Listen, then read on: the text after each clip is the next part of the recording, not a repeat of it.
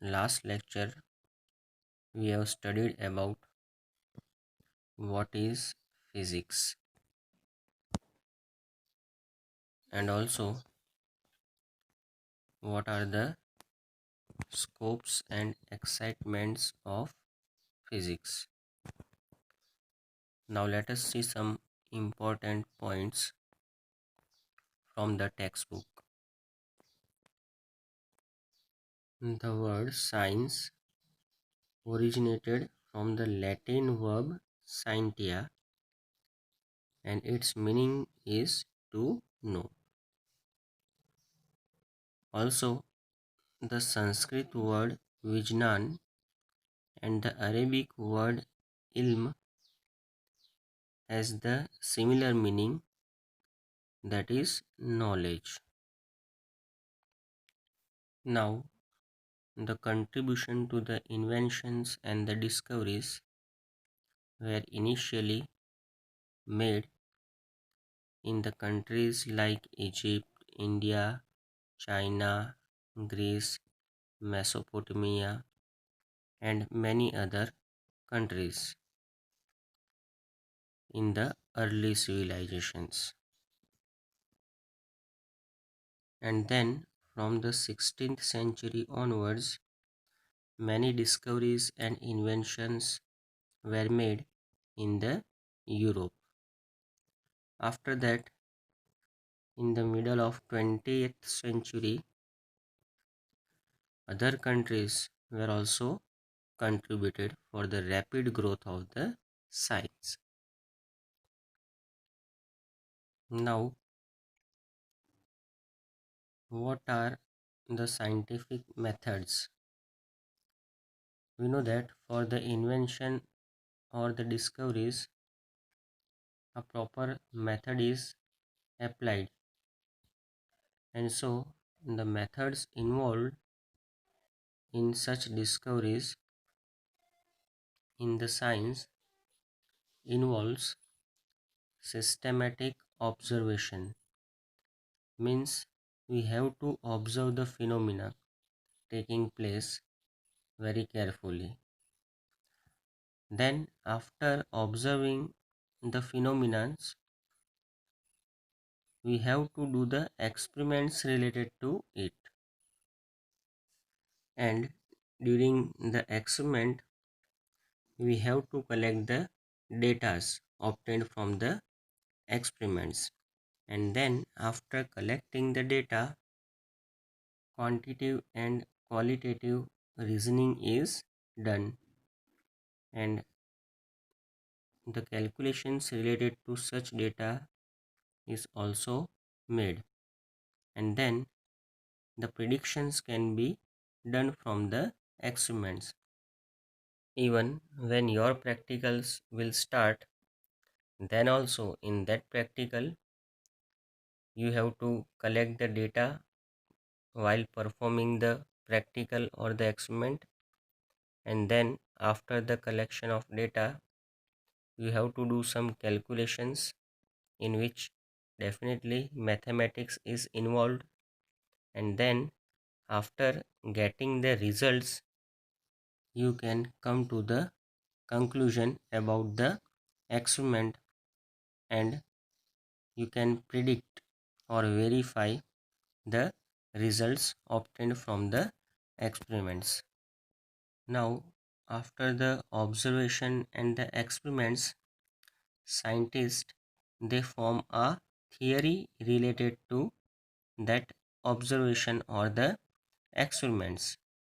But here it is given that no theory is final in the science, because even some other person or some other scientist can challenge the theory given by the previous scientist or the previous person. Here one such example is given. You can see here the name Nicholas Copernicus. He has given a theory of the planets revolving around the sun in a circular orbit. Means Nicholas Copernicus told that the planets, they revolve around the sun in the form of a circle. Suppose if this is the sun, then each and every planet, they revolve in a exact circles. So he has given this theory. But afterwards, what happened? This scientist or the astronomer named Tycho Brahe, he collected many data by observing the sky and the planets.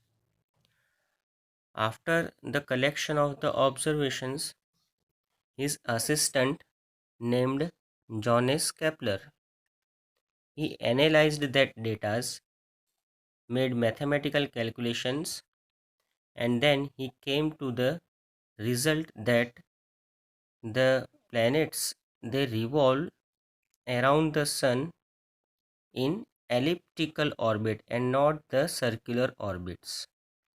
Earlier, Nicholas Copernicus, he said that the planets revolve in a circular orbits, but Johannes Kepler told that the orbits are not circular, they are of the shape of ellipse, means the orbits were elliptical.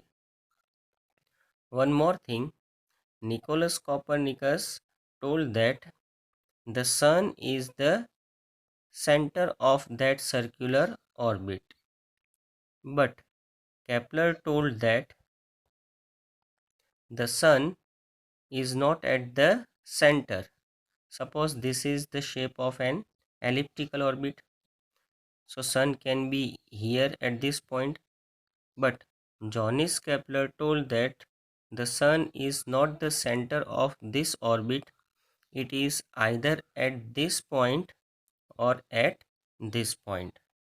So here we can say that the Johannes Kepler, he challenged the theory given by Nicholas Copernicus, and that's why no theory is final.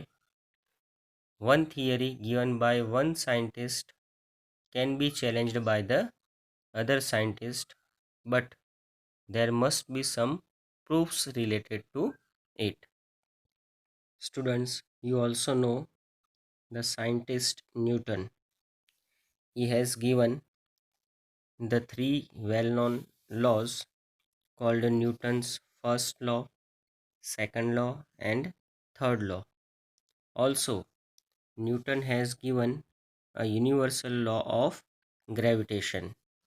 Even some theories given by the Newton also failed to explain several phenomena related to wave picture of light. Now, what is this wave picture of light? What is quantum mechanics?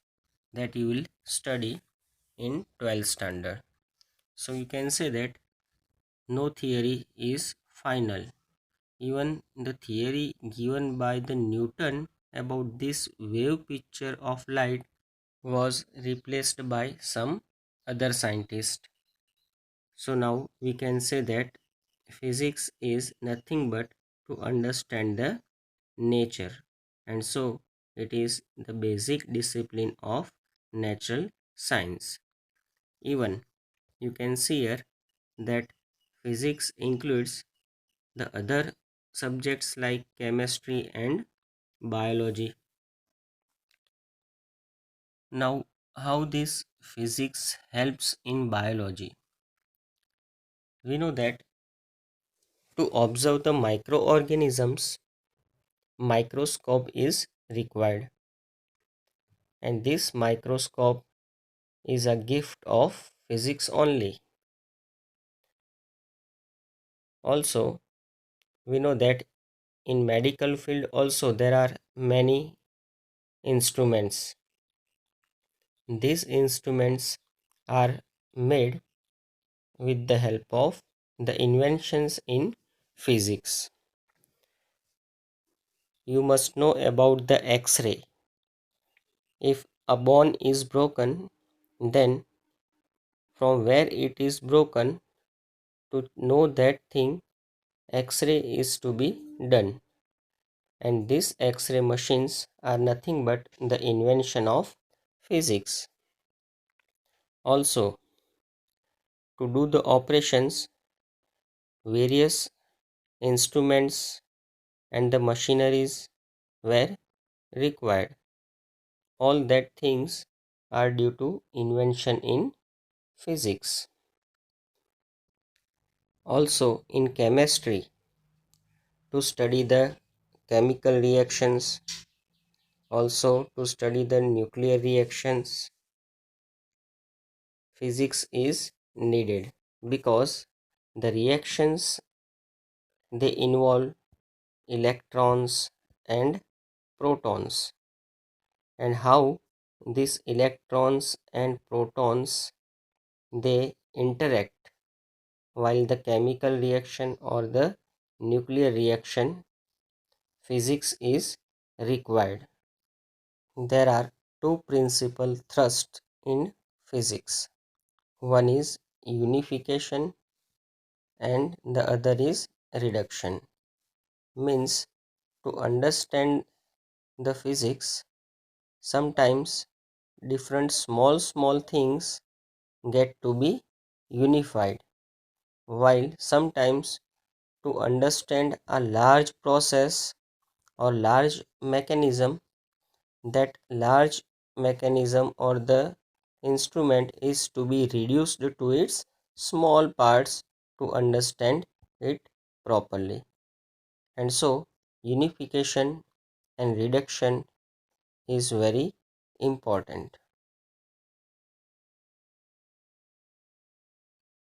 Students, I will advise you to have a habit of reading each and every line of a textbook, and also to do the work